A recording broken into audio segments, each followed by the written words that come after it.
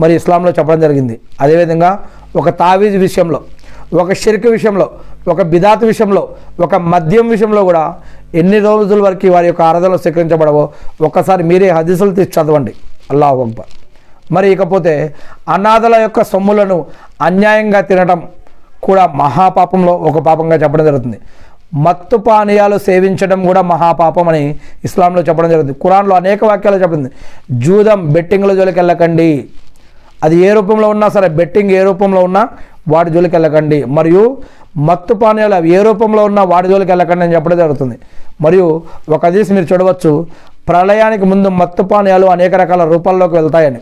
అంటే అది పౌడర్ కావచ్చు, పొడి కావచ్చు, లేదా నీళ్ళ రూపంలో కావచ్చు, గాలి రూపంలో కావచ్చు, లిక్విడ్ రూపంలో కావచ్చు, ఏదైనా పొగ రూపంలో కావచ్చు.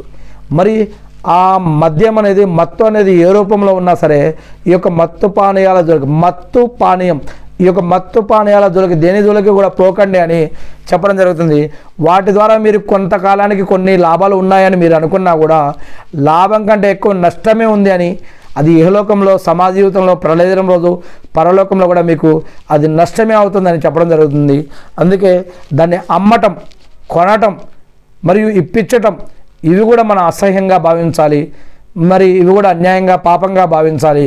మరి ఈరోజు ఎంతోమంది గడ్డాలు, టోపీలు పెట్టి, మరి ఎంతోమంది ముస్లింల పేరు, ఖురాన్ మరి హదీసులో ఉన్న పేర్లు పెట్టి ఎన్నో వ్యాపారాలు చేస్తూ ఉన్నారు.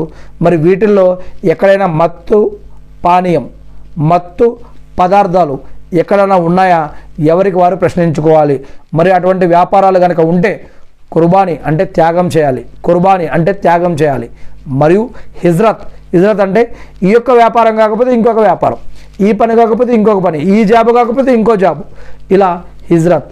హిజ్రత్ ఎవరైనా చేస్తే, ఇంతకుముందే మనం చెప్పుకున్నాం, ఎవరైతే అల్లా కోసం అల్లా మార్గంలో హిజ్రత్ చేస్తారో వారి యొక్క ఇంతకుముందు పాపాలన్నీ కూడా అల్హమ్దులిల్లాహ్ అల్లా తలిస్తే క్షమించబడతాయి. ఇక రెండో విషయం, ఎవరైతే అల్లా పట్ల విశ్వాసంతో కల్మా చదువుతారో వారి యొక్క ఇంతకుముందు పాపాలన్నీ కూడా క్షమించబడతాయి. ఈ రెండు విషయాలు కూడా మనం ఇంతకుముందు చెప్పుకోవడం జరిగింది. ఇక స్వలింగ సంపర్కాన్ని పాపంగా భావించాలి. అంటే ఆడవారు కలిసి రమించడాన్ని, మగవారు కలిసి రమించడాన్ని, దీన్ని చాలా మహాఘోరమైన పాపంగా చెప్పడం జరుగుతుంది. ఎవరైతే ఇద్దరు భార్యాభర్తలు చేసుకోవాల్సిన ఈ యొక్క కార్యక్రమాన్ని ఆడ లేకపోతే మగ చేసుకుంటే కనుక ఇది దేవుని యొక్క సృష్టికి విరుద్ధమని, ఇలా దేవుని యొక్క సృష్టిని మార్చవద్దు అని ఎవరైతే ఇలా చేస్తారో వారు చాలా ఘోరంగా పాపాత్ములుగా మరి అల్లాహ్ సుబ్హానహు వ తఆలా ఇక్కడ ఖురాన్లో తెలియజేస్తూ ఉన్నారు.